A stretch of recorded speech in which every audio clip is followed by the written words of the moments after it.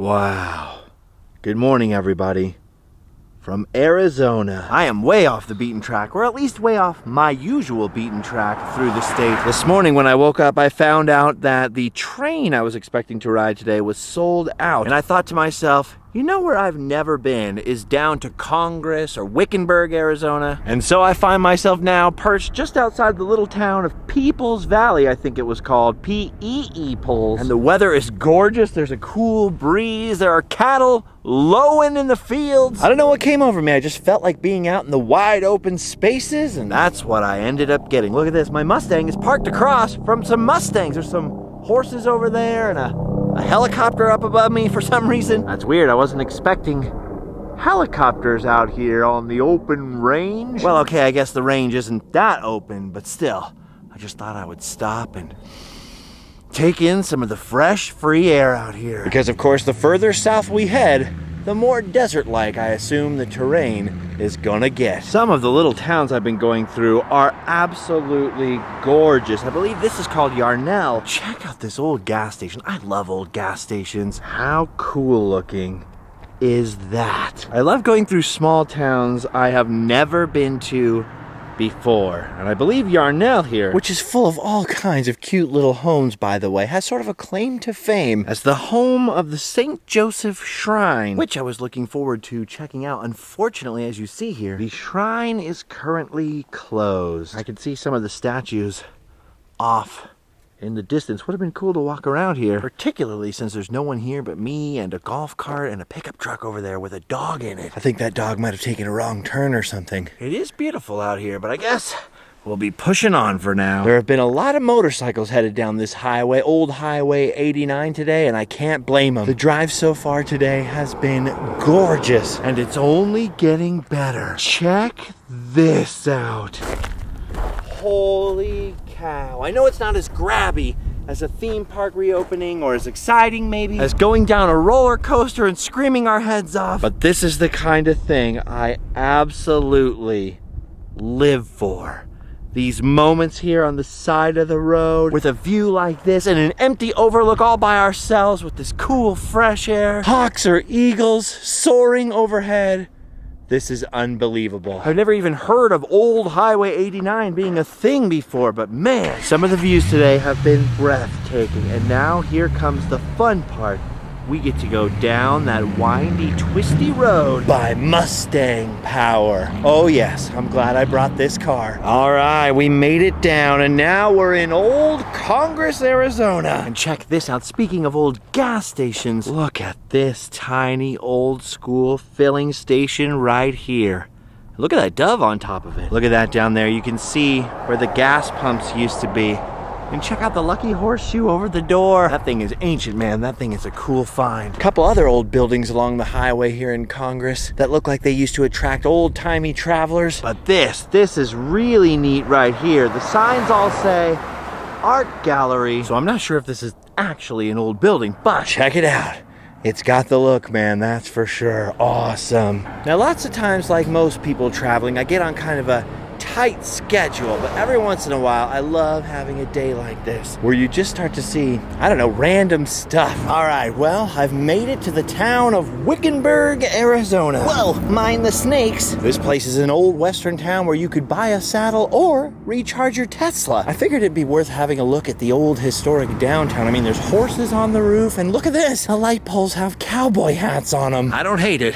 I don't hate it. I know Arizona is one of those states where sometimes you can carry your guns or your knives down the street in public, but I didn't know you could carry explosives, especially while smoking. This ain't even my pipe. It's his pipe. I don't smoke. Oh, well, what about the giant knife? Oh, yeah, that's mine. That's mine. Dude, this town is so cool looking. Look at all this stuff. It's fantastic. Oh, sorry, pardon me, ma'am. How are you? Oh, I'm fine. I'm just waiting for the train. Ooh, nobody tell her, but the train's already here. It doesn't look like it's leaving for a while, though. I mean, there's a cactus right in the way. It does have a nice caboose, though. Oh, hello, ma'am. Everybody in this town's so friendly. All right, they do have a local museum downtown here. I was gonna check it out, but I just found out that the remains of the local gold mine and original ghost town are just down the road, and they're only open for another hour and a half, so I've gotta hurry. Goodbye, Wickenburg. Hello, old West. Boy, how's that for a change of scenery? All of a sudden, we're really out in the Old West. Dude, I have legit been all over this state for the most part, and that was some of the most beautiful scenery I have seen in Arizona in my life. But look at this.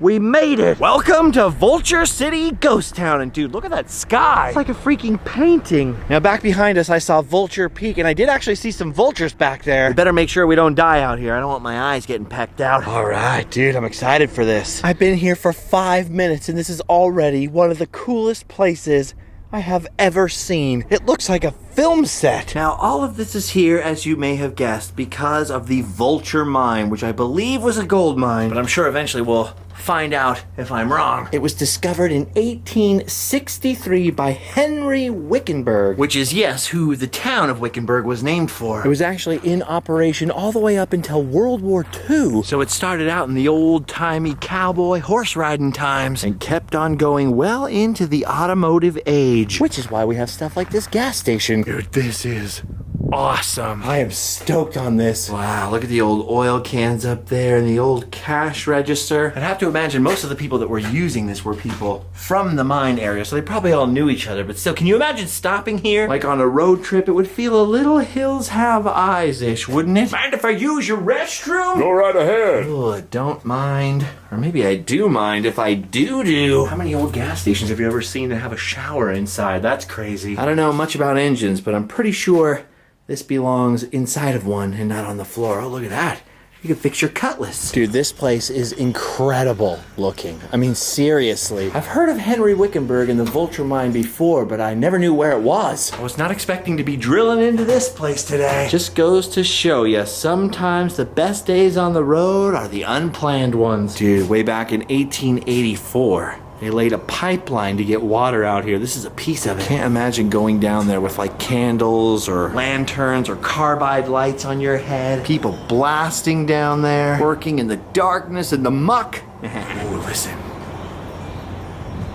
God, dude, come on. It doesn't get much more Old West than that. As you can see, some of the buildings here are off limits. And if you're hearing the hum of machinery, that's because way over there, from what I understand, they've actually resumed mining out here. There's still gold in them there hills. Now, I never knew this, but apparently the Vulture gold mine was such a big hit. There was so much gold found here, partially responsible for the growth of Phoenix, which isn't too far away. People were apparently making money hand over fist out here, which is why so many people were willing to come and live and work in the middle of nowhere, because you were compensated handsomely for it. As I understand it, this was the home of the last mine manager, Ernest Dickey, and it dates from the late 1880s. Now it's home to all of these crazy artifacts found out here. For a second, I thought there was some kind of second story or something.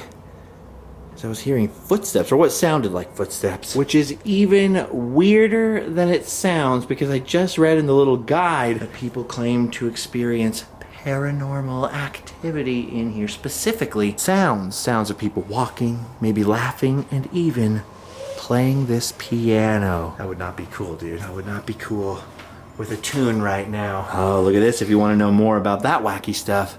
Apparently they have tours. It would be spooky, but I wouldn't mind. Coming on a nighttime tour here. That'd be awesome. Man, can you imagine living out here in the desert, managing a mine, sitting on your porch, staring at the cacti? Wait a minute. No way. Did something just fall on that?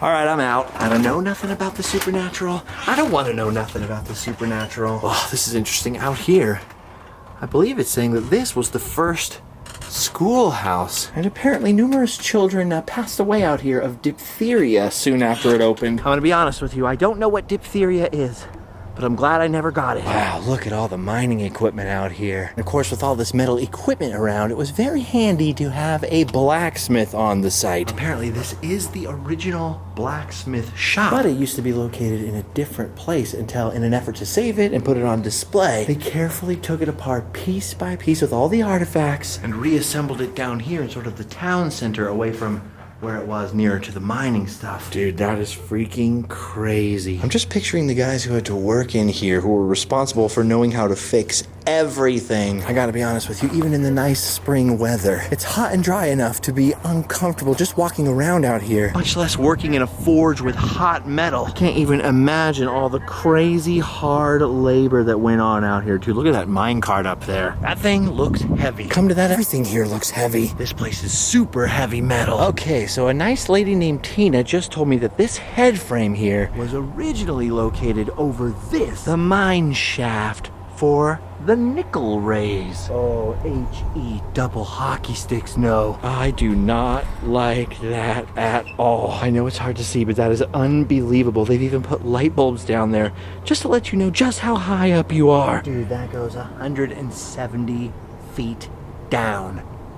Fear of heights kicking in. Also, you definitely wouldn't want to lose your cell phone down there. Be careful with your possessions, because I don't think anybody's going to go down there and retrieve it for you. Apparently the reason they had to move the head frame away from here is that this area was just donated. That's why the little hole in the fence. The mining operation on the other side has separate owners, and so everything that isn't up to modern code, they have to either tear down, donate, or sell. And so of course the ghost town over here is grabbing as much as they possibly can. Look at this, the old sawmill. I was just talking to that lady I was telling you about, and noticing how everything here, even the belts for the machinery, are heavy and hardcore. There's so much stuff here to crush you, smash you, mangle you, rip your limbs off, get impaled by.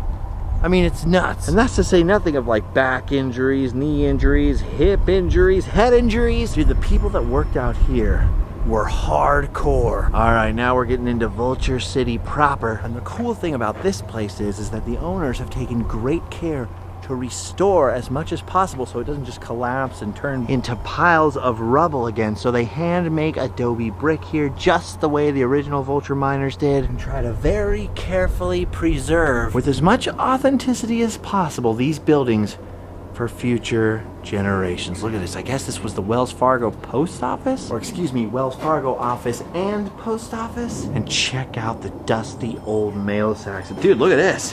What is this, a credit card machine? They had big cards back then. Must have been pretty exciting to get mail if you lived out here. There wasn't even any water here. You remember that pipeline that I was talking about? They had to run that 15 miles with handmade pipes made out of sheet metal. Absolutely nothing could be taken for granted out here. Wow, there are many more buildings out here than I was expecting there to be. From the road, you don't see all that much. There's a lot here, and clearly some of it is still undergoing restoration. Now this building just says workshop and hardware. Two things I guess you would definitely need out here to keep your mining operation going. Apparently this is the largest, or at least the longest, look at it, building on the property. You can see a lot of old artifacts they found around here. Everything from pipes and spurs to guns and newspapers. Wow, man.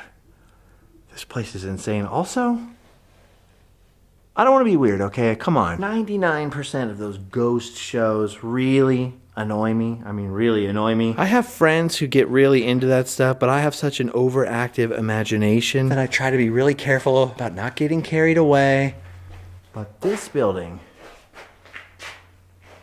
kind of creeps me out just a little bit. I don't know, maybe it's because out of my peripheral vision, I keep seeing that jacket and hat on that back wall over there. But it's worse that way. I keep freaking out like somebody's in here looking at me. I'm getting out of here. Okay, we're going out of number order now. Each of the buildings is numbered for the little guide. And I think there's only 20, 30, 40 minutes max left of this place being open. Whoa, that's cool looking. Anyway, so we've got to kind of pick up the pace a little. This is incredible. Look at all the stuff in here. You can see the room used to be divided up into smaller rooms. This is incredible. The artifacts that they have found out here. Like I was saying, the original mine kept going in some form or another until the 1940s, you know, during the World War II era. Now, I don't know what those back rooms were originally for, but this actually was the kitchen.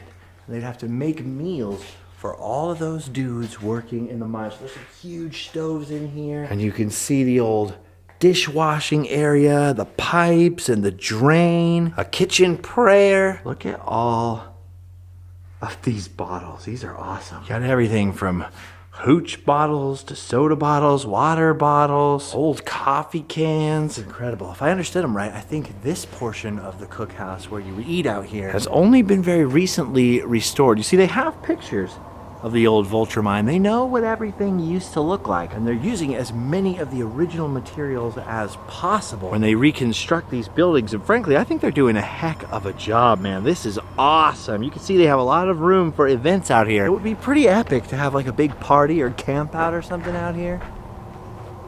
Ooh, now I got the wheels turning. All right, and now for the big guns.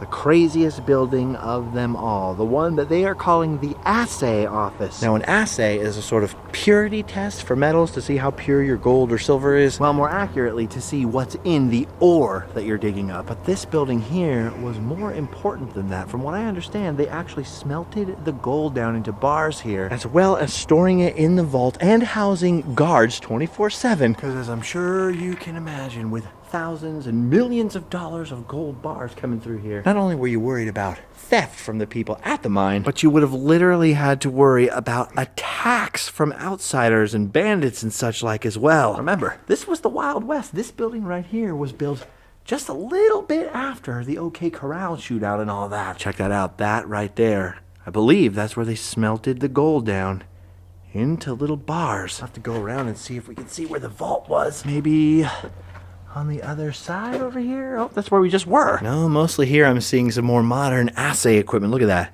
Some test tubes and stuff.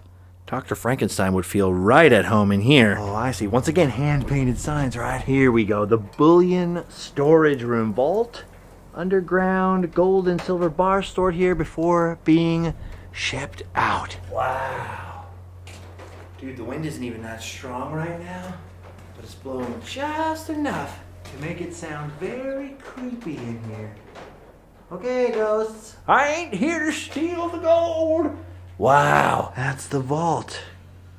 Right down there. That's where the rich stuff was. Uh-oh, looks like they forgot a few bars. All right, so apparently the only guys that were allowed in here were the guards, and they lived and worked in this building pretty much full time. Looks like the bedroom and shower was upstairs. So all down here, these were the living quarters. Actually, that lady Tina said they don't usually let people upstairs, especially if they have kids or anything. But since I talked to her, she gave me permission to go up there. I gotta be honest with you though, it's actually really dark in here, way darker than it looks like it is to you.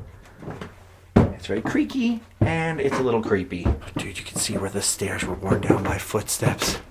This is a little bit terrifying, I'm not gonna lie. Not just the creepiness factor, but also the floor. It's a little scary. Wow, this is what she said she wanted me to see. The beds, that they actually made the mattresses and stuff here, and they made wooden bunk beds for the miners. But look at this.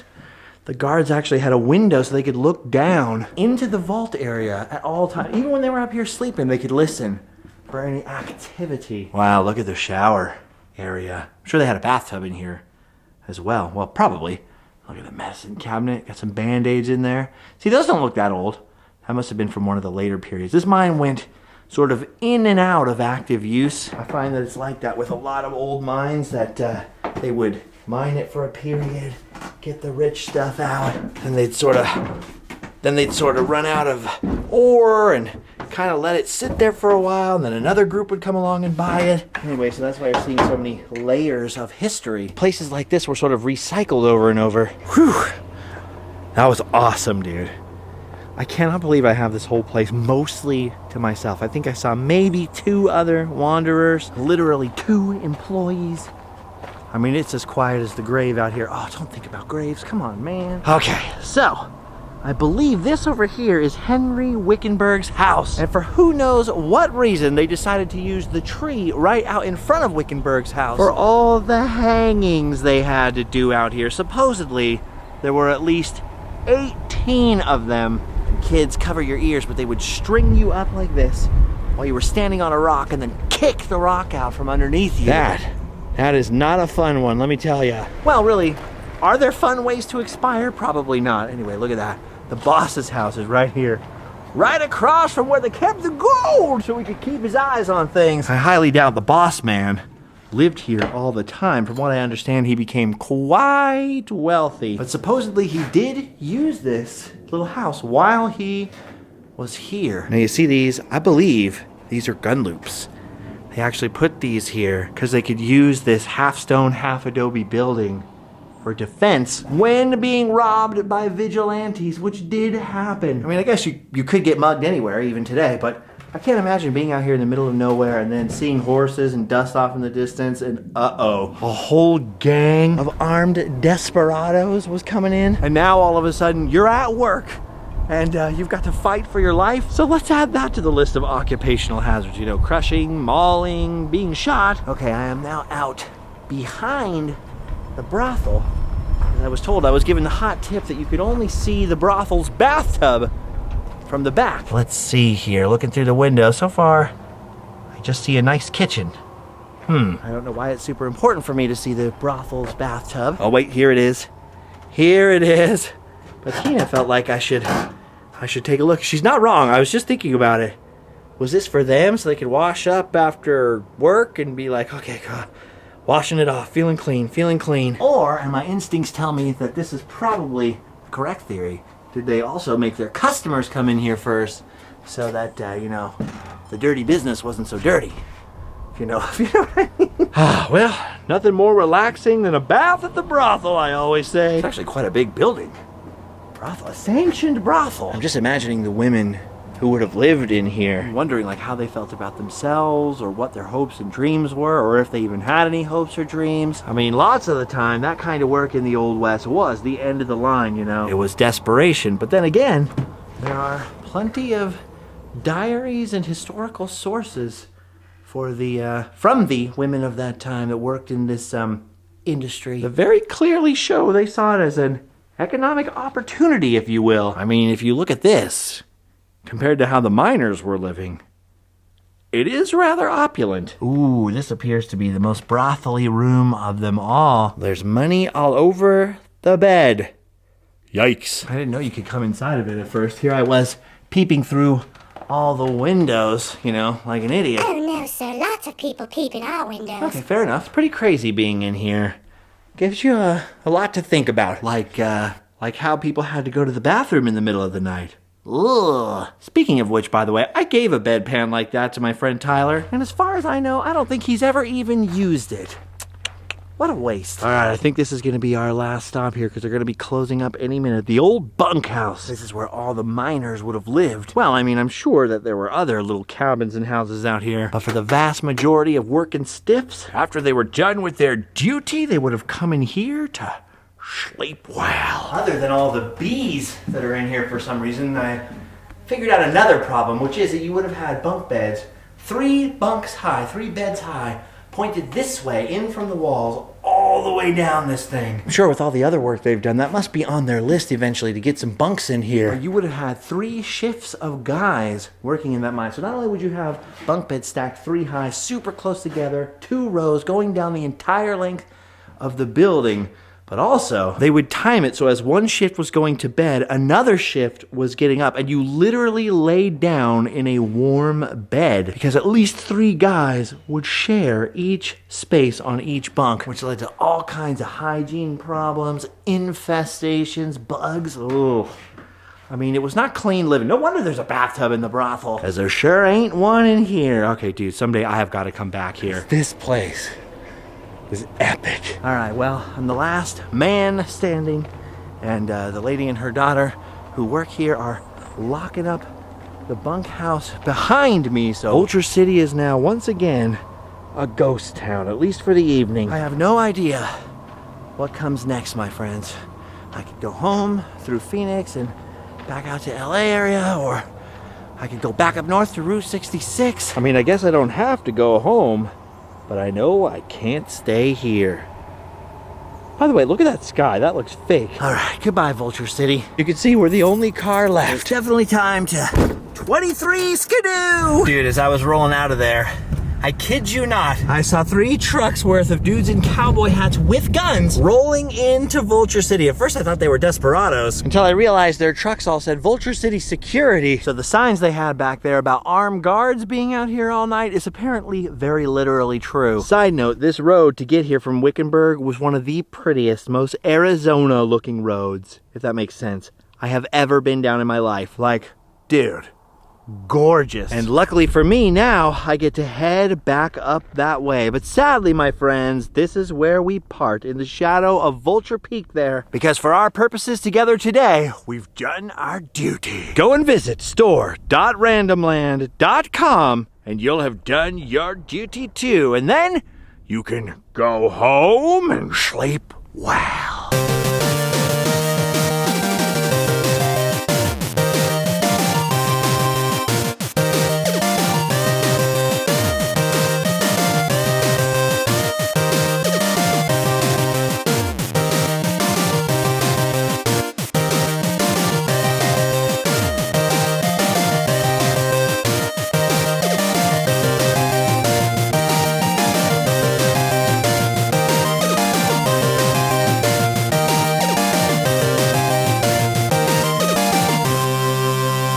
Look at that. You can look at that. Look at that. Nothing more relaxing than the bath. What? Nothing more relaxing than a bath at the brothel. I can't say that. Can I say that? Ernest Dixie. Dixie? No, not Dixie. By the way, I just want to say for the record, every time I go to the desert, people are like, are you crazy wearing a jacket in the desert? Have you ever seen a nude Bedouin or any kind of indigenous person living in a desert who lets their skin and body be exposed to the sunlight? No, you do not, for a very good reason. And that is, this, covering yourself, is essential to desert survival. The lady who was working here, out there with a shovel, digging a hole in the heat, in the sunshine, in the dry desert with the dry wind blowing chapped lips, was wearing long sleeves. She saw me, she goes, see, you know what you're doing.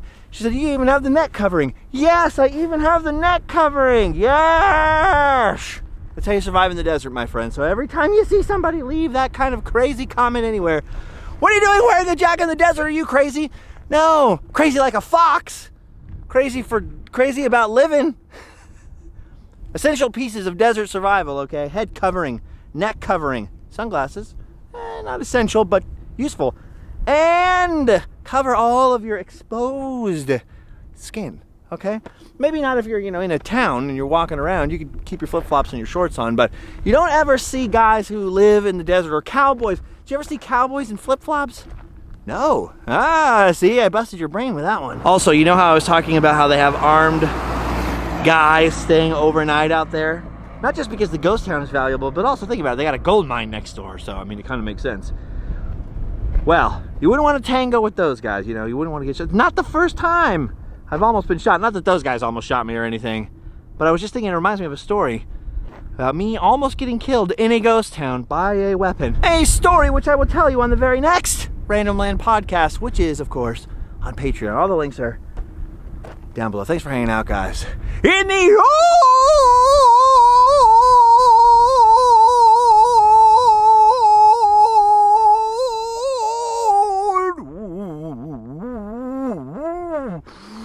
West.